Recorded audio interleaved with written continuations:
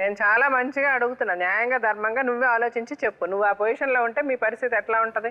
ఒక్క క్షణం ఆవిడ పరిస్థితిలో నువ్వు ఆలోచించుకొని కళ్ళు మూసుకొని ఆలోచించుకొని చూడు నీ మనసు ఏం చెప్తుంది. మీరు ఎట్లా చేసుకుంటారో అమ్మ నాకు అర్థం కాదు. చెప్పలేడు మీరు ఇప్పుడు దాకా.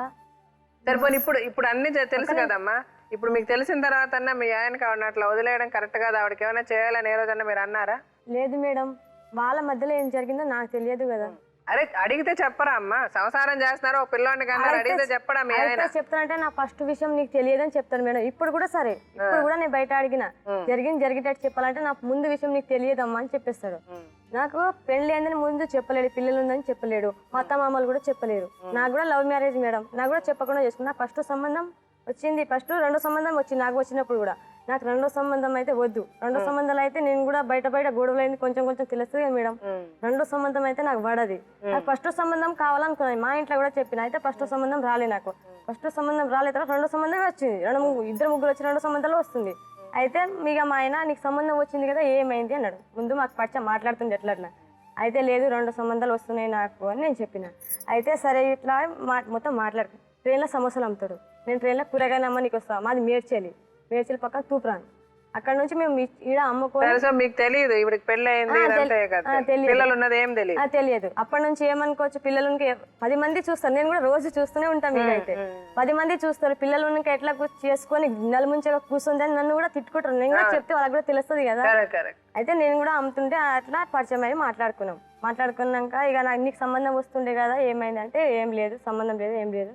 రెండో సంబంధాలు వస్తుంది. నాకైతే ఫస్ట్ సంబంధం. రెండో సంబంధాలకి మళ్ళీ గొడవ కొట్లాట ఇస్తుంది, మళ్ళీ అది ఇది అయితే నాకైతే ఆ ఫిట్టింగ్ అయితే వద్దు అని గమ్మున ఉన్నా.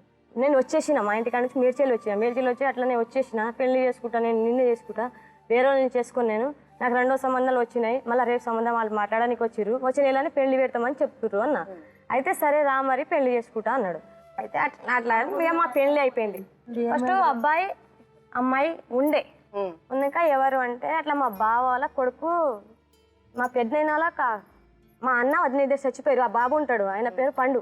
వాళ్ళ అన్న చల్లి అని చెప్పారు. అయితే నాకంతా అడగలేక నాకేం అవసరమా, నా భయంలో నేను ఉంటా కదా. ఫస్ట్ సంబంధమే అన్నాడు. పెళ్లి అయింది, పిల్లలు ఎవరు ఊహించుకోరు కదా అక్కడ తొందరగా. ఇక్కడ కూడా అమ్మాయిని మోసం చేశారు. అది కూడా పిల్లలు డాడీ అన్నప్పుడు తెలిసింది నాకు. బాబాయ్ అనేది డాడీ ఎందుకంటారు, నేను షాక్ అయినా. డాడీ ఎందుకంటారు? మేము పైన కిరాయికి ఉండేవాళ్ళం. వాళ్ళు కూడా నేను జరిగింది చెప్తారు. వాళ్ళకేం వాళ్ళ డాడీ అన్నప్పుడు పొద్దుగల అయినాక నాకు సాయంత్రం లేదు మేడం, లేదా ఆంటీ వాళ్ళకి తెలిసిన అట్లా వాళ్ళ డాడీ అంటారు కదా, అట్లా నోట్లో వచ్చిందేమో అంటే అని అడిగిన. అట్లా అన్నంట అంటే అవును నాకు పెళ్లి అయింది, పిల్లలు ఉన్నారంటే నువ్వు నన్ను మోసం చేసినట్టే కదా. రెండో సంబంధం నేను వద్దనుకొని వచ్చిన, నువ్వు నన్ను ఎందుకు చేసినావు, చాలా గొడవ చేసిన. అయితే ఇక ఆమె రాదు చేయదు, ఆమె పెళ్లి చేసుకోమన్నదంట. వాళ్ళు ముందు ఫోన్ చేసుకురట.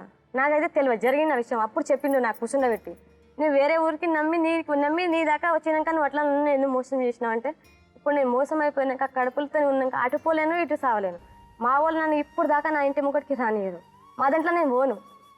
ఇప్పుడు కూడా నేను చచ్చిపోయిన, ఇప్పుడు ఫోన్ చేసినా చచ్చిపోయిందే మంచిగా అనుకుంటాను. నాకు ఏటో పోనీకి దారి లేదు మేడం. నాకు కూడా చాలా మోసమైనట్టే కదా. ఫస్ట్ అదే రెండో సంబంధం చేసుకుంటే అందరు 10 మంది మధ్యలో నా ఎంతో భవిష్యత్తు ఉంటుండే, 10 మందిలో ధైర్యంగా తిరుగుతుంటే. ఇప్పుడేమో ఇట్లా తీసుకొని ఇక్కడ వచ్చి కూర్చున్నా, గుడిసెలో ఉన్నాడు కూడా ఎలక్ట్రిక్ టీవీ చూస్తుండే కదా మేడం. నా భవిష్యత్తు ఏమవుతుంది? న్యాయంగా నిజం చెప్పి చేసుకుంటే నువ్వు మగాడివి. ఇప్పుడు మీరు ఏ మొహం పట్టుకొని మీరు రైట్ ఆమె తప్పని మాట్లాడతారు?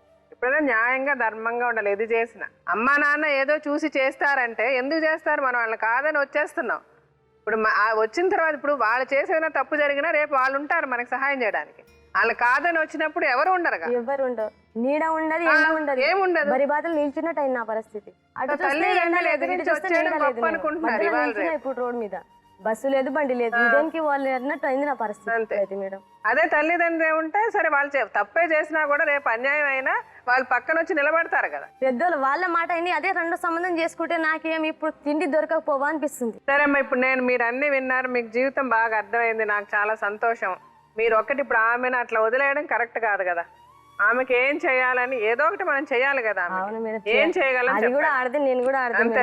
నాకున్న ఆరాటం ఆమె కూడా ఉంటుంది. ఆమె పెద్ద పిల్ల, నాకు చిన్న పిల్లగాడు.